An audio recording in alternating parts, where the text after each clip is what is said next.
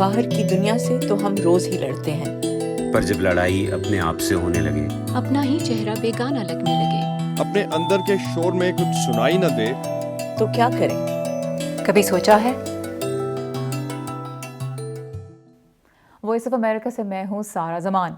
آپ ہمارے ویو کے پلیٹ فارم سے تو دیکھتے ہیں کہ میں آپ کے لیے دنیا بھر سے مختلف موضوعات پہ خبریں بھی لے کے آتی ہوں اور بہت سے مختلف موضوعات پہ ہم بات چیت بھی کرتے ہیں، لیکن آج میں تھوڑی سی بات اپنے بارے میں کرنا چاہوں گی۔ تقریباً 1 سال قبل میں ایک فلائٹ مجھے پکڑنی تھی۔ جب میں جہاز پہ گئی تو مجھے ایسا لگا جیسے پورا جہاز جو ہے وہ سکڑنے لگا ہے اور میں اس میں بند ہو رہی ہوں، اور مجھے سانس لینے میں دشواری محسوس ہونے لگی۔ میرے دل کی دھڑکن بہت تیز ہو گئی، مجھے بہت گرمی لگی اور مجھے لگا کہ میں جہاز میں نہیں بیٹھ سکوں گی۔ اور میں نے 2-3 مرتبہ کوشش کی کہ میں بیٹھی، میں پھر جہاز سے باہر گئی، پھر بیٹھی، پھر میں اتری، اور ایونچولی ایئر ہوسٹس نے میری بہت ہیلپ کی۔ میں جہاز میں بیٹھ گئی، لیکن جو ہی انہوں نے اناؤنس کیا کہ اب ہم گیٹ سے جہاز کو چلانے لگے ہیں تو مجھے لگا کہ میں یہ فلائٹ اس میں نہیں بیٹھ سکتی، مجھے اتر جانا چاہیے، اور میں فلائٹ سے اتر گئی اور میں وہ فلائٹ نہیں لے سکی۔ اور یہ میرے لیے ایک بہت بڑا شوق تھا، کیونکہ 16-17 سالوں میں نے بہت سی ان گنت فلائٹس لی ہیں، لانگ ڈسٹینس، شارٹ ڈسٹینس، اور مجھے لگا کہ میری زندگی جو ہے یہاں پہ اب رک گئی ہے، اس چیز سے میں آگے کیسے بڑھوں گی۔ تو میں نے اپنی ایک بہت ہی اچھی دوست کو کال کیا، کیونکہ وہ خود ایک سائیکالوجسٹ ہیں، ایک تھراپسٹ ہیں، اور میں نے ان سے ہیلپ لی، اور میں آج انہی سے آپ کی بھی ملاقات کروانا چاہتی ہوں، کیونکہ جو میرے ساتھ ہوا وہ ابھی بہت سے لوگوں کے ساتھ ہوتا ہے۔ میرے ساتھ جہاز میں ہوا، کسی کے ساتھ کمرے میں ہوتا ہے، کسی کے ساتھ گاڑی میں ہو جاتا ہے، آپ کو لگتا ہے کہ آپ کو سانس نہیں آ رہی، آپ اگلا قدم نہیں لے سکتے۔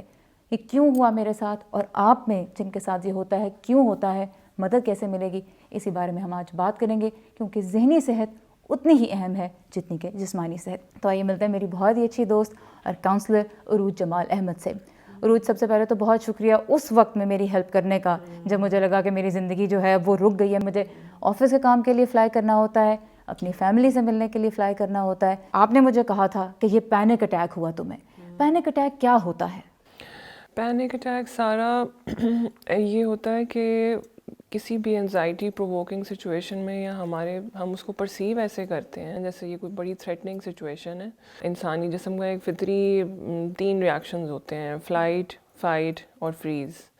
تو پینک اٹیک میں ہوتا یہ ہے کہ پھر دا باڈی فیلز فروزن، اور انسان کو سمجھ نہیں لگتی کہ اس وقت میں کہاں ہوں، اور اس وقت پھر وہ جو پریزنٹ مومنٹ ہے اس میں اس جس کو پینک اٹیک ہو رہا ہوتا ہے وہ سیف نہیں فیل کرتا، اور ساری جو اٹینشن ہے وہ چلی جاتی ہے کہ میری ہارٹ بیٹ تیز ہو رہی ہے، مجھے سانس نہیں آ رہا، اور چیزیں میرے ارد گرد کلوز ہو رہی ہیں۔ وہ اس وقت اس انسان کی وہ ریالٹی وہی بن جاتی ہے، وہ پرسیپشن۔ کیونکہ اس وقت میرے ہسبینڈ میرے ساتھ تھے، انہوں نے مجھے کہا کہ نہیں دیکھو، اس طرح کے جہاز میں تم کئی مرتبہ بیٹھ چکی ہو، کچھ بھی مختلف نہیں ہے، لیکن وہ رجسٹر نہیں ہو رہا ہوگا نا، رجسٹر نہیں ہو رہا ہوتا۔ ہاں، پینک اٹیک یہی ہوتا ہے۔ کیوں ہوتا ہے پینک اٹیک؟ پرانے سٹریسز جو ہیں آپ کی زندگی کے، لائف سٹریسز جو بھی، وہ کہیں ان ایڈریسڈ ہوئے ہوتے ہیں، وہ پروسیس نہیں ہوئے ہوتے ہیں، اور آپ ان کو کہیں انکانشیسلی پائل اپ کر رہے ہوتے ہیں۔ تو پائل اپ ہوتے ہوتے ہوتے جس طرح ایک کنٹینر ہے وہ فل ہو جائے گا تو پھر وہ چھلکے گا، تو باڈی ایکچولی ایگزاسٹ ہوئی ہوتی ہے اور وہ ٹینس ہو جاتی ہے، تو ٹینس ہو کے پھر وہ اس طرح اپنی جو ایک انگزائٹی یا ٹینشن ہے اس کو ریلیز ایسے کرتی ہے جسمانی علامات سے۔ کیا اس کے لیے ضروری ہے کہ آپ کسی منفی قسم کے ماحول میں رہتے ہوں؟ کیونکہ میں اپنے آپ کو ایک بڑا خوش باش، ایک بڑا پازیٹیو سوچ رکھنے والا انسان سمجھتی ہوں۔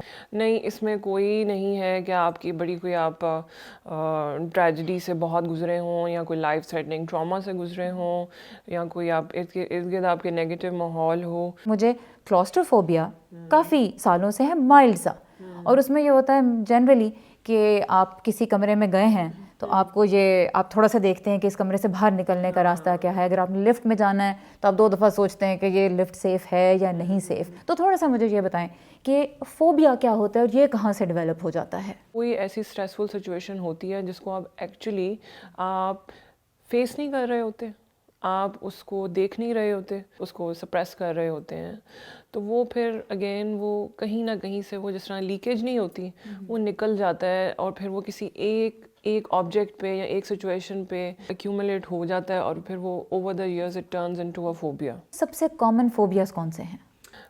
سارا ایکروفوبیا بہت کامن ہے, فیئر آف ہائٹس, اونچی جگہوں سے ڈرنا. ایگورافوبیا بہت کامن ہے, یہ خوف ہونا کہ ہمیں پبلک میں پینک اٹیک ہو جائے گا. اچھا, پینک اٹیک کا بھی خوف؟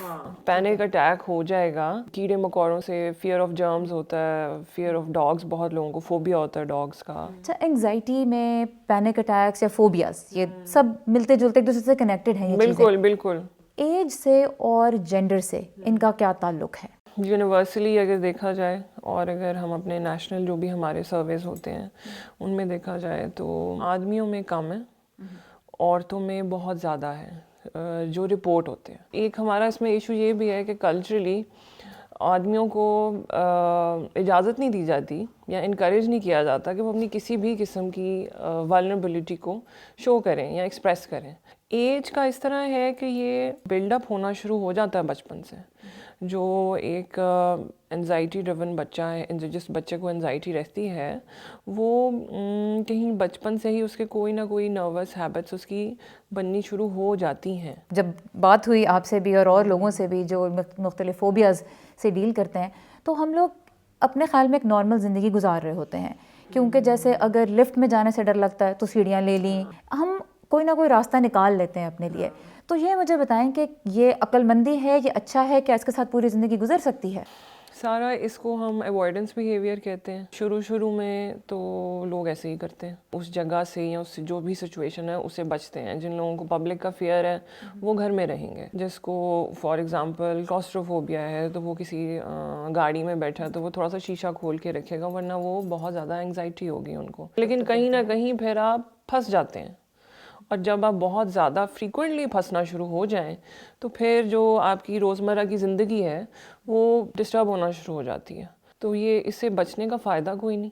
عروج, ایک ٹرم آپ نے استعمال کی, انگزائٹی ڈس آرڈرس, اور جب بھی ہم ذہنی صحت کے بارے میں بات کرتے ہیں تو اسی وجہ سے لوگ بات کرنے سے گھبراتے ہیں کہ ڈس آرڈر کا, مسئلے کا لفظ جو ہے وہ ان کے ساتھ جڑ جائے گا, اور اگر کسی کو ذہنی مسئلہ ہے تو دیٹ مینس کہ یہ بندہ نارمل نہیں ہے. شاید ایسی کوئی بات نہیں ہے. جس طرح کوئی اور ڈیزیز ہے, فلو ہے, کف, کولڈ, کھانسی ہے, مائیگرینز ہیں, تو اسی کی طرح یہ بھی ایک کنڈیشن ہے, اور یہ مکمل طور پہ اس کا علاج ممکن ہے.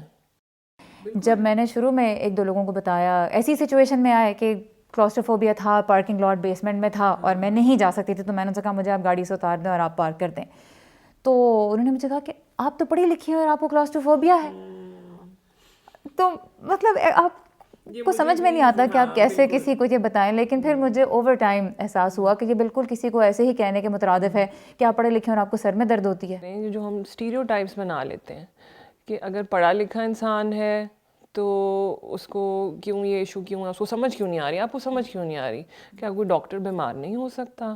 جس طرح میں اب سائیکو تھراپسٹ ہوں تو لوگ مجھے عام طور پہ کہتے ہیں او آپ کے تو بڑا ہنکی ڈوری ہوگا سارا کچھ, آپ کی فیملی, آپ کو کوئی ایشوز ہوں گے ہی نہیں, اور آپ کے گھر والے کتنے لکی ہیں کہ ان کے تو گھر میں سائیکو تھراپسٹ موجود ہے. تو ایسے نہیں ہوتا. جو سارے پروفیشنلز ہیں وہ سب انسان ہوتے ہیں at the end of the day.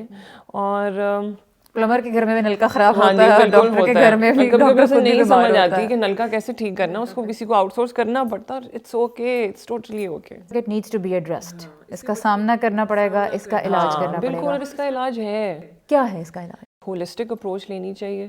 اگر تو یہ اتنا خراب ہو چکا ہے کہ یہ ایک فزیکل کنڈیشن بن چکی ہے تو آپ اس کے لیے شروع میں آپ میڈیسن بھی لے سکتے ہیں, لیکن ساتھ یہ ایک شارٹ ٹرم بات ہے. آپ میڈیسن لینی چھوڑیں گے تو آپ پھر بیک ٹو اس کے مسئلہ واپس آئے گا, اور میڈیسن صرف آپ کے جو باڈی سمٹمز ہیں, جسمانی علامات, ان کو کیٹر کرے گا.